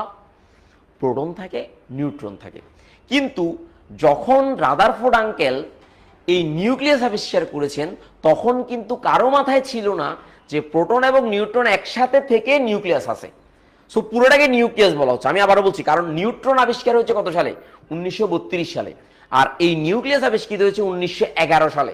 সো 32 সাল, তার মানে প্রায় আরো কত বছর পরে? প্রায় আরো 22 বছর পরে, 21 বছর পরে, হ্যাঁ মোস্ট প্রবাবলি 21 বছর পরে তারপরে প্রমাণিত হয়েছে যে তোমার এই যে প্রোটন এবং নিউট্রন আলাদা সত্তা। সো কি ব্যাপার, অনেকে এটা গোলায় ফেলে, প্রাথমিকভাবে কিন্তু জানতো না যে প্রোটন এবং নিউট্রন যে আলাদা আলাদা সত্তা, এটা জানা ছিল না। আমি আবারও বলছি, ইলেকট্রন আবিষ্কার হয়েছে 1897 সালে, এই নিউক্লিয়াস আবিষ্কার হয়েছে 1911 সালে আলফা কণা পরীক্ষার মাধ্যমে। দেন নিউট্রন আবিষ্কার, যে নিউক্লিয়াসের মধ্যে যে প্রোটন এবং নিউট্রন থাকে, এই নিউট্রন আবিষ্কার হয়েছে কত সালে বলো? যে 1832 সালে। দেন তখন বোঝাচ্ছে হ্যাঁ নিউক্লিয়াসের মধ্যে দুইটা জিনিস থাকে। সো কিপ আপ মাইন্ড, এটা নিউক্লিয়াসের পরীক্ষা, মাথায় রাখবা। সো গুলাই ফেলিও না। সো কনসেপ্টটা যদি মাথায় রাখো তাহলে তুমি বুঝবা, আর আদারস তুমি বুঝবা না, এটা মনে রাখতে হবে। তো তাহলে আমরা এখানে বলতে পারি যে যে নিউক্লিয়াসের অস্তিত্ব প্রমাণে ধনাত্মক চার্জ বিশিষ্ট, সেটা নিউক্লিয়াসের অস্তিত্ব প্রমাণের পরীক্ষা বলতে পারি। এবার আমি আরেকটু যদি আমি দেখতে চাই, আমি আরেকটা ভিডিও দেখতে চাই, যে তোমাকে একটু দেখাতে চাই, যেটা একদম এক্সপেরিমেন্টাল ওয়েতে, যেটা একটু দেখো। এই ভদ্রলোক দেখো, এটা একজন বিজ্ঞানী, তিনি এই যে রাদারফোর্ড গোল্ড ফয়েলটা আছে, তো তারপরে এটা হচ্ছে গোল্ড ফয়েল, এখানে কি ব্যবহার করে দেখো, এখানে আলফা কণা যে যাচ্ছে স্বর্ণের পাত ভেদ করে, এটা বোঝার জন্য একটা ডিটেক্টর ব্যবহার করা হয়েছে। রিয়েল এক্সাম, এটা রিয়েল এক্সাম। সো ডিটেক্টর ব্যবহার করেছে। ডিটেক্টরের কাজ কি? যখন আলফা কণা নিউক্লিয়াসকে আঘাত করবে তখন টাং টাং টাং করে আওয়াজ করবে, মানে কি আওয়াজ করে তোমাকে বুঝাবে। তখন এই যে কিছুক্ষণ আগে আমি এটা করলাম, প্রায় 20,000 আলফা কণার মধ্যে একটা আলফা কণা ফিরে আসে, সেই ব্যাপারটা এখানে বুঝাবে। তো তাহলে তুমি একটু খেয়াল করো পুরো জিনিসটা, দেখো একটু ভালো করে দেখো। Which is the majority, can be calculated between 1 and 2,000 per second. The second counter, we can move to measure the scattering rate as a function of angle. Now, the experiment that he and his colleagues carried out was very laborious. It involved them sitting for hours in a dark room, holding a tiny fluorescent screen. তাহলে দেখো আমরা ভালো করে একটু ভালো করে খেয়াল করো। We've replicated that. যে এই যে স্বর্ণের পাত আর চারপাশে জিঙ্ক সালফারের পর্দা, তখন যখন যাবে দেখো নিউক্লিয়াস যখন যাবে, ভালো করে খেয়াল করে যে আওয়াজ করতেছে। In its current position behind the foil, it will measure one count every few seconds. So দেখো ভালো করে খেয়াল করো যে দেখো এই যে এখানে 57টা আলফা কণা ডিটেক্ট হয়েছে যখন নিউক্লিয়াসের সাথে যখন ধাক্কা খেয়েছে, তখন এটা বোঝা গেছে যে এটা নিউক্লিয়াসের কে আঘাত করেছে। তো সো নিউক্লিয়াস ডিটেক্টরের মাধ্যমে, মানে আলফা কণাটা ডিটেক্টরের মাধ্যমে এটা বোঝা যাচ্ছে। দেখো আমি দেখাচ্ছি, মানে 59টা আঘাত খেয়েছে। এবার দেখো আমি একটু দেখাচ্ছি। এই দেখো এই যে বাড়ি খাচ্ছে, দেখো এই বাড়ি খেয়ে নিউক্লিয়াস সাথে, দেখো এগুলো হচ্ছে ইলেকট্রন আর এটা নিউক্লিয়াসের সাথে বাড়ি খেয়ে এই যে আলফা কণাগুলো এদিক ওদিক ছোটাছুটি করতেছে, আর এই যেগুলো ইলেকট্রনের ভিতর দিয়ে সেগুলো চলে যাচ্ছে। তো তাহলে আমরা একটা আইডিয়া পেলাম। আইডিয়াটা কি পেলাম বলতো? আমরা আইডিয়াটা পেলাম হচ্ছে যে যখন এই স্বর্ণের পাতের মধ্য দিয়ে যখন আলফা কণা যায়, 99% আলফা কণা স্বর্ণের পাত ভেদ করে চলে যায়। তাহলে পর্যবেক্ষণটা কি আমাদের? এই যে পর্যবেক্ষণটা সেটা কি? আমরা পর্যবেক্ষণ করব যে চিত্রটা আমি আঁকতেছি, চিত্রটা একটু আঁকবো। চিত্র হচ্ছে তোমরা এইভাবে আঁকবা, আমার চিত্র আঁকাটা একটু বিশ্রী হয়, তোমরা একটু মাথায় রাখবা। সো তোমাদের মতো করে তোমরা আঁকবা। এটা হচ্ছে জিঙ্ক সালফাইডের পর্দা, আমি একটু সহজ করে দিচ্ছি। এটা হচ্ছে জিঙ্ক সালফাইডের পর্দা বা প্রলেপযুক্ত পর্দা। তোমরা স্বর্ণের পাত আঁকার দরকার নাই, তোমরা পরমাণু আঁকবা, কারণ স্বর্ণের পাতের পরমাণুটাই আমার ইম্পর্টেন্ট। তাহলে এটা হচ্ছে নিউক্লিয়াস, এই যে নিউক্লিয়াস। তো নিউক্লিয়াসের মধ্য দিয়ে যখন যাবে তখন তুমি একটু ভালো করে খেয়াল করো, দেখো এদিকে দেখো, এই আলফা কণাগুলো যখন সোজা চলে যাবে, যে এই জিঙ্ক সালফাইডের পর্দাকে আলোকিত করতেছে, এখানে তো ইলেকট্রন থাকবে, এখানে প্রচুর ইলেকট্রন আছে। সো ইলেকট্রন আছে। তো তাহলে এখন তুমি একটু খেয়াল করো সহজ করে, যে এই পর্দাটা এখান দিয়ে আঘাত করতেছে, দেখো এটা এখান দিয়ে চলে যাচ্ছে, সোজা চলে যাচ্ছে, জিঙ্ক সালফাইডের পর্দাকে আলোকিত করতেছে। তারপর দেখো এখান থেকে আমি একটু ভালো করে দেখাচ্ছি যে জিঙ্ক সালফাইডের পর্দাকে আলোকিত করতেছে, এই যে জিঙ্ক সালফাইডের পর্দাকে আলোকিত করতেছে। ফাইন, বাট এই যে আমার টুইস্টটা কোন জায়গাতে, যখন এই আলফা কণাটা এই নিউক্লিয়াসের এক পাশ দিয়ে যাবে তখন স্ক্যাটার্ড হবে। স্ক্যাটার মানে কি হওয়া বলো তো? বিচ্ছুরিত হওয়া। তখন দেখো এই নিউক্লিয়াসের এক পাশে, যে নিউক্লিয়াসের পাশে দিয়ে যখন যাবে তখন স্ক্যাটার্ড হবে। স্ক্যাটার মানে বিচ্যুত হওয়া। আর যদি মাঝ বরাবর যায়, দেখো মাঝ বরাবর, এই যে মাঝ বরাবর নিউক্লিয়াসের মাঝ বরাবর যখন যাবে তখন এদিকে যেদিকে যাবে সেদিকে ফেরত আসবে। তো তাহলে এই জায়গাতে একটু হালকা খালি, মানে এই জায়গাতে আলো দেখা যাবে না, বাট এই জায়গাতে আলোকিত মনে হবে জিঙ্ক সালফাইডের পর্দাকে। তাহলে এটা হচ্ছে স্বর্ণপাত, এউ পরমাণু, এটা স্বর্ণের পাতের পরমাণু। আর এখানে যেগুলো আছে এটাকে আমি বলতে পারি আলফা। এগুলো সবগুলো হচ্ছে আমি একটু সহজ করে দিচ্ছি যাতে তোমাদের বুঝতে সুবিধা হয়। এইটাই আমি এখান থেকে দিচ্ছি, এগুলো সবগুলো হচ্ছে আলফা কণা। তাহলে এগুলো প্রতিটা হচ্ছে আলফা কণা, যে আলফা কণা। তাহলে এই আলফা কণা যখন যাচ্ছে, এদিক দিয়ে যাচ্ছে, যে আলফা কণা যখন যাচ্ছে, তুমি একটু ভালো করে খেয়াল করো, এই আলফা কণা যাওয়ার ক্ষেত্রে নিউক্লিয়াসের মাঝখানে যদি লাগে তখন সেটা ফেরত আসতেছে, আর যদি এদিক ওদিক যায় তাহলে ছুটে। তাহলে এখান থেকে আমাদের একটা অবজারভেশন আছে। তাহলে সবাই চিত্রটা একটু ভালোভাবে আঁকতে হবে, কারণ চিত্র যদি না আঁকা হবে না। আমি আবারও বলছি চিত্রটা আঁকতে হবে, চিত্রটা এঁকে তারপর পরীক্ষা দেখাতে হবে। এরপরে তোমার যে কাজটা হবে সেটা হচ্ছে পর্যবেক্ষণ। তাহলে পর্যবেক্ষণটা কিভাবে করবা আমি দেখাচ্ছি। পর্যবেক্ষণ তাহলে কণার উৎস তো আমরা কিছুক্ষণ আগে পড়িয়ে ফেলেছি, বেসিকটা আলোচনা করেছি। পর্যবেক্ষণ তাহলে পর্যবেক্ষণে তোমার মূল কথাটা আসবে, যে 1 নাম্বার কথাটা আসবে সেটা হচ্ছে যে এখানে দেখো 1 নাম্বারে যে 1 নাম্বার কথাটা হচ্ছে প্রায় 99% আলফা কণা, যে প্রায় 99% আলফা কণা স্বর্ণের পাত ভেদ করে, যে স্বর্ণের পাতের পরমাণুকে ভেদ করে, স্বর্ণের পাতের পরমাণুকে ভেদ করে কি করে বলতো, জিঙ্ক সালফাইডের পর্দাকে আলোকিত করে, ভেদ করে জিঙ্ক সালফাইডের পর্দাকে আলোকিত করে, এর পর্দাকে আলোকিত করে, পর্দাকে আলোকিত করে, যে আলোকিত করে, একটু মাথায় রাখবা, আলোকিত করে। ওকে ফাইন, এটাকে আলোকিত করলো। তারপর দ্বিতীয় নম্বর যে পয়েন্টটা তুমি মাথায় রাখবা, যে অল্প কিছু সংখ্যক আলফা কণা বিচ্ছুরিত হয় বা এদিক ওদিক ছোটাছুটি করে। তাহলে 2 নম্বর পয়েন্ট হবে অল্প কিছু সংখ্যক আলফা কণা, যে অল্প কিছু সংখ্যক আলফা কণা, যে অল্প কিছু সংখ্যক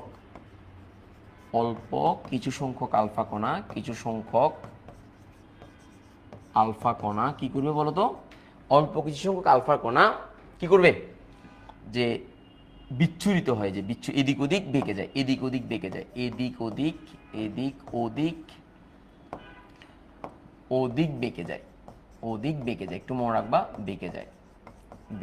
এরপর তৃতীয় নম্বর কি, তৃতীয় নম্বর হচ্ছে প্রায় 20,000-এর মধ্যে একটা আলফা কণা সোজাসুজি চলে আসে, যে 20,000-এর মধ্যে প্রায় 20,000 আলফা কণার মধ্যে প্রায় অনুপাত, এটা একটা অনুপাত, প্রায় 20,000 আলফা কণার মধ্যে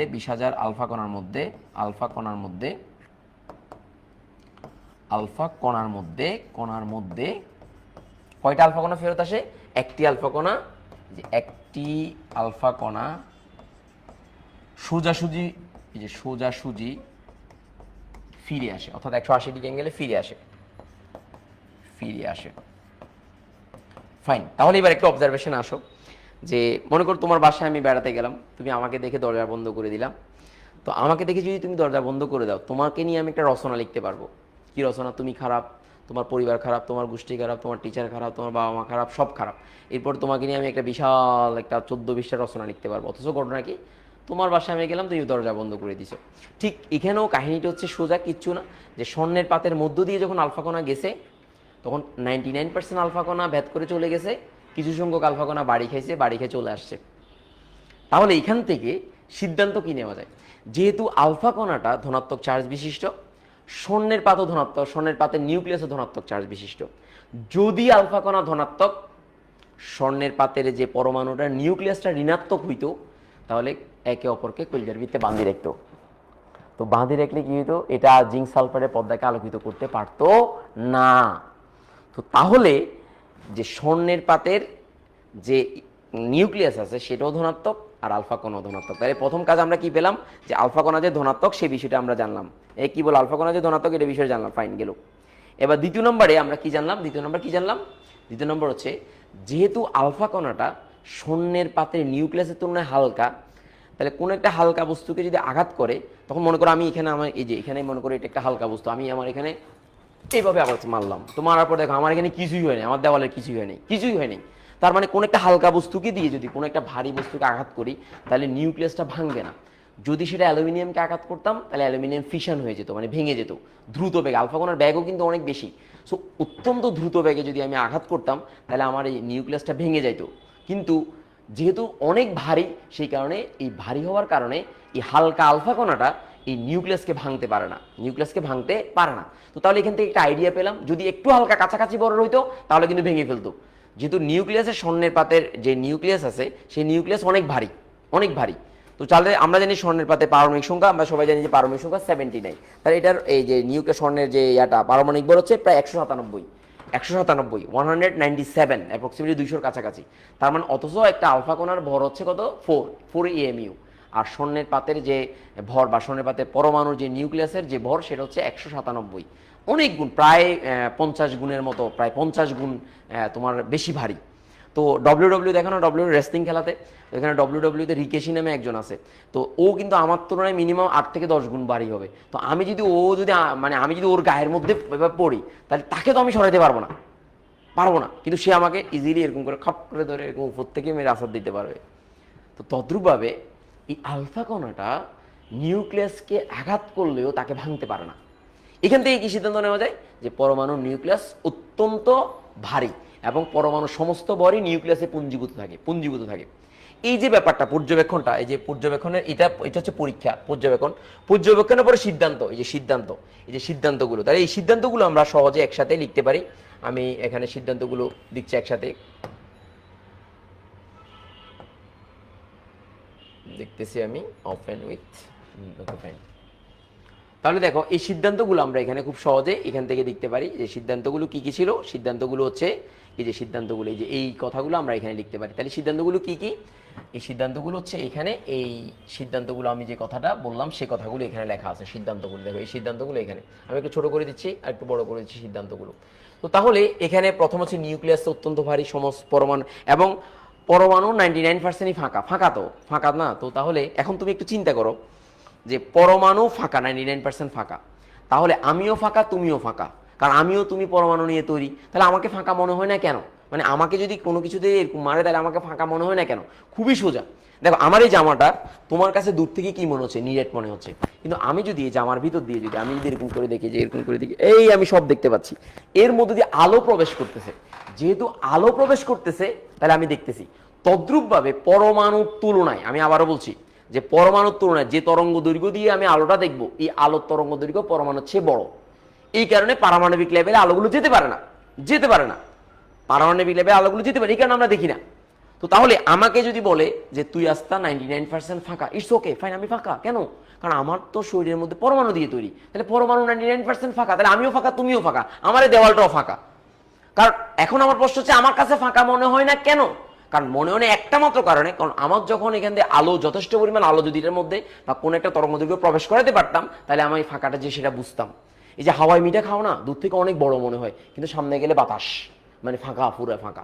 তো পরমাণু 99% ফাঁকা, তুমিও ফাঁকা আমিও ফাঁকা, তাহলে তোমাকে যদি কেউ ফাঁকা বলে দিস ইজ অলসো কারেক্ট। আর তুমি যদি কাউকে ফাঁকা বলো, একটু কারোর সাথে রাগটাগ করলে বলতে পারো তুই আস্তে একটা ফাঁকা।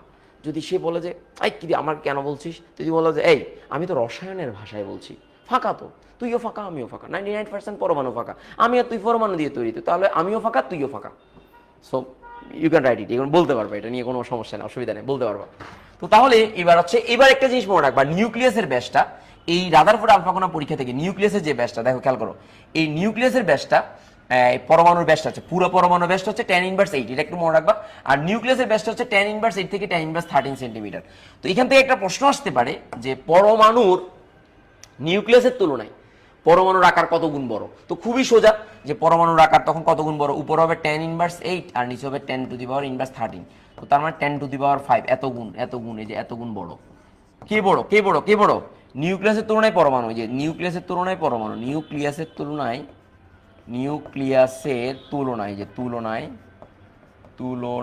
পরমাণু, এই যে পরমাণু, নিউক্লিয়াসের তুলনায় পরমাণু কত গুণ, এই যে নিউক্লিয়াসের তুলনায় পরমাণু, দেখো পরমাণু তাহলে কত গুণ, এই যে এত গুণ বড়, নিউক্লিয়াসের তুলনায় পরমাণু এত গুণ বড়, 10⁵ গুণ, তার মানে 1 লক্ষ, এই যে 1 লক্ষ গুণ বড়, এই যে 1 লক্ষ গুণ বড়। সো এটাও এমসিকিউর অপশন, এটা একটু মনে রাখবে, এটাও এমসিকিউর অপশন যে কত গুণ বড়। এরপরে তুমি রাদারফোর্ডের আলফা কণা যে মানে রাদারফোর্ডের যে পরমাণু মডেলটা আছে সেটা তোমাকে শিখতে হবে। কারণ এরপর আমাকে দেখতে হবে রাদারফোর্ডের পরমাণু মডেলটা। দেখো রাদারফোর্ডের পরমাণু মডেল তো আমরা সবাই জানি, এসএসসি তো পড়ছি রাদারফোর্ডের পরমাণু মডেলটা। আবার আমরা জানি এই রাদারফোর্ডের পরমাণু মডেলটা, পরমাণু দুইটা আছে, কি আছে বলতো? একটা হচ্ছে কেন্দ্র আর একটা হচ্ছে কেন্দ্র বহির্ভূত অঞ্চল, দুইটা অঞ্চল আছে। এই যে একটা হচ্ছে কেন্দ্র আর একটা কেন্দ্র বহির্ভূত অঞ্চল। দেখো এই রাদারফোর্ডের পরমাণু মডেলটা তোমরা এসএসসিতে পড়ছো, এখানে আমি আর লিখতেছি না, সহজ করে দিচ্ছি। তো তাহলে পরমাণুতে দুটো অঞ্চল আছে, একটা হচ্ছে কেন্দ্র আর একটা হচ্ছে কেন্দ্র বহির্ভূত অঞ্চল। তো পরমাণু কেন্দ্রটা আকারের তুলনায় অত্যন্ত নগণ্য, পরমাণু সমস্ত পরে নিউক্লিয়াসে পুঞ্জীভূত থাকে। এরপর হচ্ছে পরমাণু ইলেকট্রন, যে নিউক্লিয়াসকে কেন্দ্র করে সৌরজগতের গ্রহের মতো করে ঘুরে। কার গ্রহের মতো করে? সৌরজগতের গ্রহের মতো করে ঘুরে। এটা কিন্তু একটা ভুল সিদ্ধান্ত, কারণ সৌরজগতের গ্রহ চার্জ নিরপেক্ষ, সৌরজগতের গ্রহগুলা, কিন্তু পরমাণুর নিউক্লিয়াস এবং পরমাণুর ইলেকট্রন অবশ্যই চার্জিত, তাহলে ইলেকট্রন নেগেটিভ আর এটা হচ্ছে পজিটিভ। সো এটা একটু ব্যাপারটা মাথায় রাখবা। সো এই কাহিনী যে অতিশয় ক্ষুদ্র, এগুলো খুব জানলা। তারপর হচ্ছে এই নিউক্লিয়াসে পুঞ্জীভূত থাকে সমস্ত ভর, তারপর সমস্ত ভরই পারমাণবিক ভর, এটা আমরা জানলাম। তারপর সৌরজগতের গ্রহের মতো চারিদিকে নিউক্লিয়াসকে কেন্দ্র করে ইলেকট্রন ঘুরতে থাকে, এটা মাথায় রাখবা। আর ওভারঅল চার্জের পরিমাণটা শূন্য। প্রশ্ন হচ্ছে ওভারঅল চার্জের পরিমাণটা শূন্য কেন? কারণটা হচ্ছে ওভারঅল চার্জ মানে কি, কেন্দ্রে যতটুকু চার্জ থাকে বাহিরেও ততটুকু চার্জ থাকবে, তার মানে পরমাণুটা বিদ্যুৎ নিরপেক্ষ। এইভাবে তুমি বলতে পারো বিদ্যুৎ নিরপেক্ষ বা তড়িৎ নিরপেক্ষ, that is up to you, বলতে পারো। এবার আমরা এর সাথে সাথে ত্রুটিগুলো দেখবো, একটু ত্রুটিগুলো দেখবো। ত্রুটিগুলো কি কি আছে, যে সীমাবদ্ধতা, সীমাবদ্ধতার মধ্যে প্রথম হচ্ছে সৌর মডেলের সাথে যে তুলনা করছে, এই তুলনাটা পুরোপুরি ভুল। এই যে তুলনা যেটা করছে, ত্রুটিগুলো যে ত্রুটিগুলো আছে এগুলো পুরোপুরি ভুল। এগুলো এসএসসি তোমরা পড়ছো, এই কারণে আমি জিনিসগুলো কত বেশি করতেছি না, সহজ করে দিচ্ছি। তো তাহলে এখানে তোমার মাথার ভিতরে থাকবে যে ত্রুটিগুলো কি কি আছে। প্রথম ত্রুটি হচ্ছে যে সৌরজগতের গ্রহগুলো চার্জিত না, চার্জ নিরপেক্ষ, কিন্তু পরমাণুর কেন্দ্র বা নিউক্লিয়াস এবং ইলেকট্রন চার্জিত। তো এখন আরেকটা ত্রুটি হচ্ছে, কোন একটা চার্জিত বস্তু অপর একটা চার্জিত বস্তুকে কেন্দ্র করে যদি ঘুরতে থাকে ক্রমান্বয়ে, তাহলে ম্যাক্সওয়েলের চৌম্বকীয় তত্ত্ব আছে সেটা অনুসারে, তড়িৎচুম্বকীয় তত্ত্ব অনুসারে, সাধারণ ক্লাসিক্যাল যে থিওরিটা সেটা অনুসারে, যে শক্তি বিকিরণ করতে করতে একসময় কেন্দ্রে পতিত হবে ইলেকট্রন। তো ওরকম যদি কেন্দ্রে ইলেকট্রন চলে আসতো, তাহলে তো রাদারফোর্ডের পরমাণু মডেলের অস্তিত্ব থাকতো না। তো সেটা একটা ত্রুটি, এটা একটু মনে রাখবা, যে ম্যাক্সওয়েলের তত্ত্ব অনুসারে ক্রমাগত কোনো চার্জযুক্ত ইলেকট্রন অবিচ্ছিন্নভাবে বিকিরণ করতে করতে করতে করতে এক পর্যায়ে সর্পিল আকারে, সর্পিল আকারে মানে সাপের মতো, যে সাপ যেরকম, এই যে সাপ হচ্ছে এরকম সাপের কুণ্ডুলি, যে সাপের কুণ্ডুলি এরকম করে পাকায় না, তো এক সময় কেন্দ্রে চলে আসছে, যে নিউক্লিয়াসে চলে আসতো। সো এই যে নিউক্লিয়াসে চলে আসার যে ব্যাপারটা, এই ব্যাপারটা একটা ত্রুটি। তাহলে এটা হচ্ছে রাদারফোর্ডের পরমাণু মডেলের একটা ত্রুটি। এটা এই যে এরকম যদি থাকে, তাহলে মনে করবে এটা রাদারফোর্ডের পরমাণু মডেলের ত্রুটি, সেটা একটু মাথায় রাখবা। এবার আসো, ঘূর্ণনত কক্ষপথের আকার আকৃতি সম্পর্কে কোনো ধারণা দেওয়া নাই। তারপর হচ্ছে কোথায় নিউক্লিয়াস কেমনে কোথায় আছে এগুলো নিয়ে কোনো ধারণা দেওয়া নাই। তারপর হচ্ছে বর্ণালী সম্পর্কে কোনো একটা ধারণা দেওয়া নাই। সো বর্ণালী ব্যাপারটা আমরা বোর মডেলে ভালো করে পড়বো, বাট এখানে তোমার মাথার ভিতরে থাকবে যে এখানে বর্ণালী সম্পর্কে কোনো ধারণা দেওয়া ছিল না। এগুলো হচ্ছে সীমাবদ্ধতা। এবার আমরা চেক করব এখান থেকে অ্যাডমিশন টেস্টে এবং একাডেমিকে কি কি প্রশ্নগুলো হতে পারে, আমরা একটু দেখব অ্যাডমিশন এবং একাডেমিকে কি কি প্রশ্নগুলো হতে পারে। আসো আমরা দেখি একটা একটা করে। তাহলে সবাই দেখো যে এটা হচ্ছে বেরিলিয়াম ধাতুকে, যে একটা কোশ্চেন আছে এখানে, বেরিলিয়াম ধাতুকে আলফা কণা দ্বারা আঘাত করলে নতুন মৌল বা কার্বন তৈরি হয়, নতুন মৌল বা কার্বন তৈরি হয়, এটা কি দেখা যাচ্ছে? আচ্ছা, এখানে সোনার পাতকে আঘাত করলে, এটা মনে হয় একটু ছোট, বেশি বড় হয়ে গেছে। তবে এটা সোনার পাতকে আঘাত করলে, আমি যারা এটাকে একটু ছোট করে দিই, ধরো এটা মোডটা একটু চেঞ্জ করে দিই, প্রিপারেশন মোড করে দিচ্ছি। হ্যাঁ ফাইন, এখন ঠিক আছে, এখন দেখা যাবে। তো তাহলে এবার একটু সবাই খেয়াল করো যে বেরিলিয়াম ধাতুকে আলফা কণা যদি আঘাত করি, তাহলে এখানে নতুন মৌল উৎপন্ন হয়, কার্বন উৎপন্ন হয়। তাহলে এটা নিউক্লিক কি বিক্রিয়া বলো তো? ফিশন বিক্রিয়া, ফিশন। তাহলে এটা ফিশন বিক্রিয়া ঘটে, যে ফিশন বিক্রিয়া ঘটে। ফিশন মানে কি ভেঙে যায়, কারণ একটু হালকা আর একটা কাছাকাছি বড় একটাকে দ্বারা একটা আঘাত করলে ভেঙে যাচ্ছে। কিন্তু যখন তুমি ভারী, যে আলফা কণা দ্বারা স্বর্ণপাতকে ভেদ করে কোনো নতুন মৌল সৃষ্টি হচ্ছে না। কেন বলো তো? কারণ আমরা জানি আলফা কণার তুলনায় স্বর্ণের পাতের নিউক্লিয়াস অনেক ভারী, এই কারণে সেটাকে ভাঙতে পারতেছে না, এই কারণে সেটা কিছু বিক্রি হবে না। সো কনসেপ্ট হচ্ছে এটা। সো প্রশ্ন যদি একটু ক্রিটিক্যাল করে, তোমাকে এই ধরনের প্রশ্নগুলো করবে যে এখানে ঘটনা কেন, তাহলে একটা ভারী আরেকটা অতি হালকা, আরেকটা ভারী মানে একটা হচ্ছে নর্মাল, আর একটা কাছাকাছি বর। তো কাছাকাছি বরকে সহজে ভেঙে ফেলতে পারবে, দ্যাটস দ্য পয়েন্ট, আর কিচ্ছু দরকার নেই। আশা করি বুঝতে পেরেছো। এরপরে দেখো, এরপরে আমরা দেখব, ফাইন, এরপরে দেখো যে বলছে আলফা কণা বিচ্ছুরণ পরীক্ষায় সিদ্ধান্ত সমূহ কিভাবে মূল্যায়ন করবে। তার মানে আলফা কণা যে সিদ্ধান্তগুলোই তো রাদারফোর্ডের পরমাণু মডেল। সো আলফা কণার কারণে নিউক্লিয়াসটা অত্যন্ত কি বলো, ভারী এবং ধনাত্মক চার্জ বিশিষ্ট, বুঝতে পাইছো, এবং পরমাণু অধিকাংশ স্থানই ফাঁকা। তো ওই জিনিসগুলো না হলে তো রাদারফোর্ডের পরমাণু মডেলই হইতো না। সো মূল্যায়নটা করবে রাদারফোর্ডের পরমাণু মডেলের মোস্ট অফ দ্য যে ধারণাগুলো এই আলফা কণা পরীক্ষার মাধ্যমে রাদারফোর্ড পেয়েছিলেন, এই হচ্ছে কথা, আর কিছু না, বুঝতে হবে বিষয়টা। আচ্ছা, এবার আসো আমরা এরপরে আমরা দেব, এরপরে হচ্ছে যে আমাদের এখানে বলছে ঘূর্ণনত ইলেকট্রনগুলো কখনোই নিউক্লিয়াসে পড়ে না কেন। তাহলে আমরা জানি কেন্দ্রমুখী বল এবং কেন্দ্র বহির্মুখী বল পরস্পর সমান, মানে ইলেকট্রন কেন্দ্রের দিকে এবং কেন্দ্র থেকে বাইরের দিকে যাওয়ার যে কেন্দ্রমুখী বল এবং কেন্দ্র বিমুখী বল পরস্পর সমান, এই কারণে কি হয় না বলতো, নিউক্লিয়াসে পড়ে না। কেন্দ্রমুখী বল এবং কেন্দ্র বিমুখী বল পরস্পর সমান, যে কেন্দ্রমুখী বল ও কেন্দ্র বিমুখী বল, যে কেন্দ্র বিমুখী বল পরস্পর সমান, বিমুখী বল পরস্পর সমান, যে পরস্পর সমান, তাই হয় না কি, কোথায় পড়ে না, নিউক্লিয়াসে পড়ে না, তাই এটা নিউক্লিয়াসে পড়বে না। এবার আসো, যদি নিচ থেকে ইলেকট্রন উপরের দিকে যায়, তাহলে একটা নির্দিষ্ট পরিমাণে এনার্জি শোষণ করে উপরের দিকে স্তরে যাবে, আর যদি বিকিরণ করতে চায় একটা নির্দিষ্ট পরিমাণে শক্তি বিকিরণ করে নিচের স্তরে যাবে ইলেকট্রনগুলো। সো এটা হচ্ছে ইলেকট্রন ধর্ম। আশা করি বুঝতে পেরেছো। এবার আমরা দেখব যে এর পরের পার্টটা, সেটা হচ্ছে রাদারফোর্ডের পরীক্ষায় সোনা, প্লাটিনাম বা প্রকৃত ভারী পাত্র আলফা কণা দ্বারা আঘাত করলে ব্যবহার করা হয়। যদি অ্যালুমিনিয়ামের মতো হালকা কণা দ্বারা আঘাত করতে হতো তাহলে কি হতো, নিউক্লিয় বিক্রিয়া, যে নিউক্লিক বিক্রিয়া করতো। কেন? কারণ আমি আবারও বলছি, ভারী কণাকে আলফা কণা দ্বারা যখন আঘাত করছো নিউক্লিয়াসটা ভাঙতে পারতেছে না, কিন্তু কাছাকাছি বর্গে যদি আঘাত করতো, এটা হচ্ছে অ্যালুমিনিয়ামের কত 27, অ্যালুমিনিয়ামের হচ্ছে কত বলো তো, এই যে অ্যালুমিনিয়াম হচ্ছে 27, তার পারমাণবিক ভর এটা 13, আর এখানে হচ্ছে 27, তাহলে নিউক্লিয়াসের ভর হচ্ছে 27। তো মানে কাছাকাছি ভর হলে তখন ভেঙে ফেলতে পারবে, কিন্তু একটু বেশি ভারী হলে সেটা ভাঙতে পারবে না, এই হচ্ছে কথা। তাহলে নিউক্লিক বিক্রিয়া করতো, নিউক্লিয় বিক্রিয়া করতো, নিউক্লিয় বিক্রিয়া করতো, যে বিক্রিয়া করতো, এই কি করতো মানে নিউক্লিয়াস বিক্রিয়া করতো। This is your point.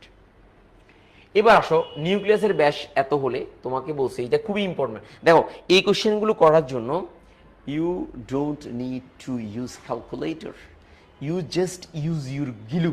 তোমার গিলুটা ব্যবহার করতে হবে।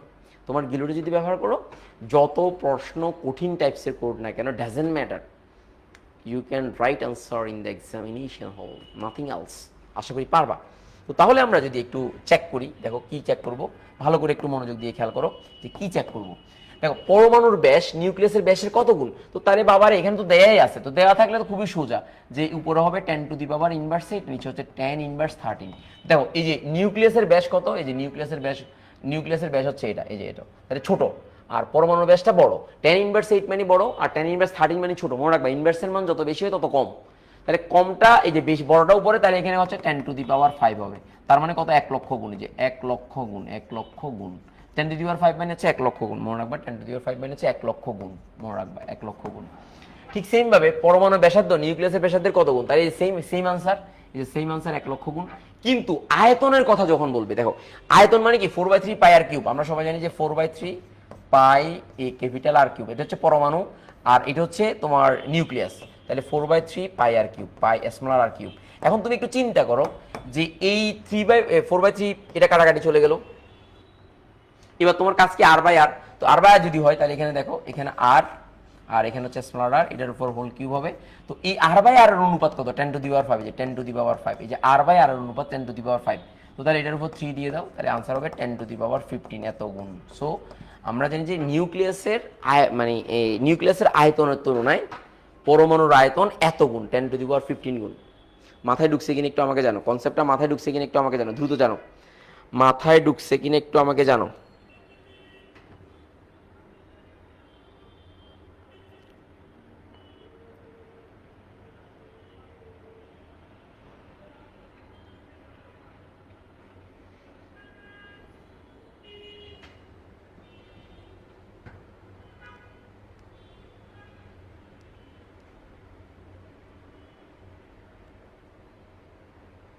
মাথায় ঢুকছে কিনা একটু জানো, দ্রুত জানো, এটা মাথায় ঢুকছে কিনা।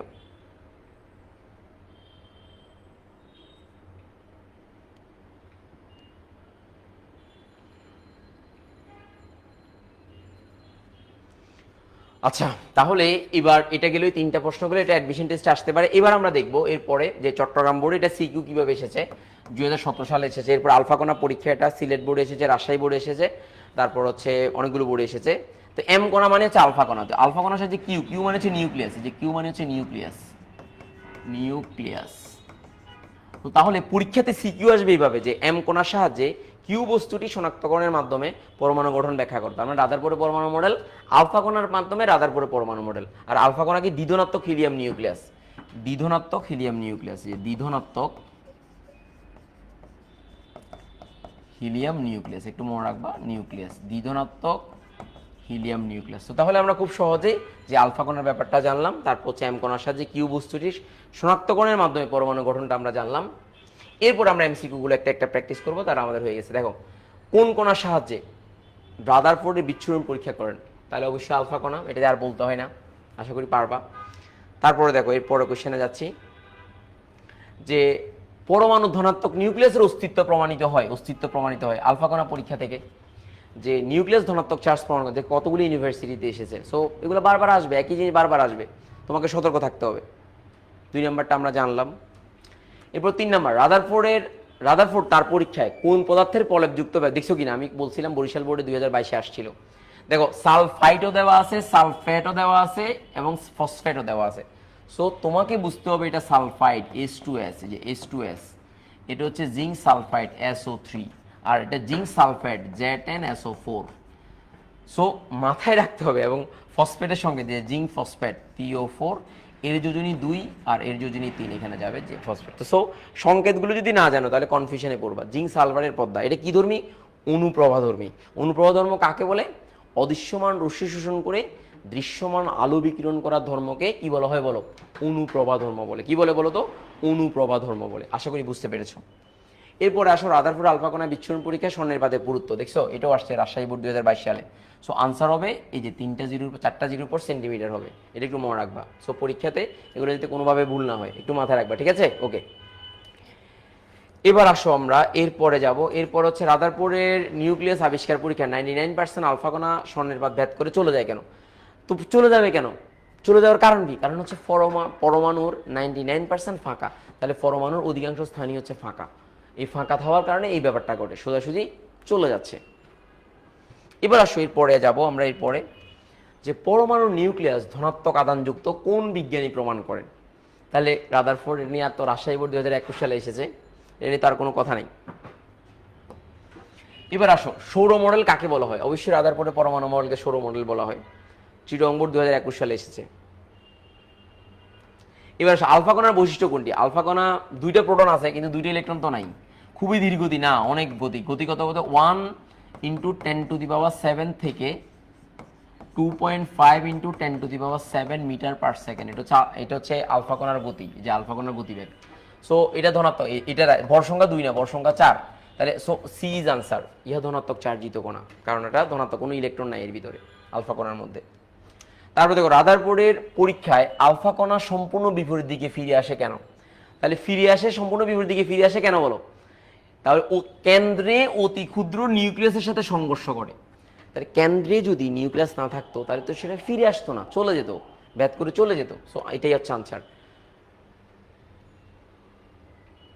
এরপরে রাদারফোর্ড নিউক্লিয়ার আবিষ্কার করে জিঙ্ক সালফারের পর্দা ব্যবহার করেন কেন? কিছুক্ষণ আগে বলেছিলাম, এটা কোন সাল? জাহাঙ্গীরনগর বিশ্ববিদ্যালয়ে এসেছে। তাহলে দেখো আলফা কণার দিক পরিবর্তন করার জন্য, না করার জন্য না, বুঝার জন্য, যে দিক পরিবর্তন বুঝার জন্য। কিছুক্ষণ আগে তোমাদেরকে আমি বলেছিলাম যে এই ধরনের প্রশ্নগুলো খুবই কমন, যে জিঙ্ক সালফাইডের পর্দাটা কেন ব্যবহার করা হয়। তাহলে আনসার হবে আলফা কণার দিক পরিবর্তন বুঝার জন্য, নট করার জন্য, বুঝার জন্য। কিপ অফ মাইন্ড, এগুলো পরীক্ষায় বারবার আসে। এরপর আসো যে আলফা কণার ভর সংখ্যা কত? এটা হচ্ছে খুবই কমন জিনিস, 4। তারপর হচ্ছে কোনো কণার সাহায্যে রাদারফোর্ডে বিচ্ছুরণ পরীক্ষা করেন, তাহলে আলফা কণা পরীক্ষার মাধ্যমে। এটা তো আর বলতে হচ্ছে না, আগেই করছো। পরমাণু নিউক্লিয়াস ধনাত্মক আধানযুক্ত, কে প্রমাণ করেন? রাদারফোর্ড। একই প্রশ্ন বারবার রাজশাহী বোর্ডে আসছে। তার রাদারফোর্ড নিউক্লিয়ার জিঙ্ক সালফেটের পর্দা, এই যে দিক পরিবর্তন, একই প্রশ্ন বারবার, এই যে দিক পরিবর্তন বুঝার জন্য, নট করার জন্য, বুঝার জন্য।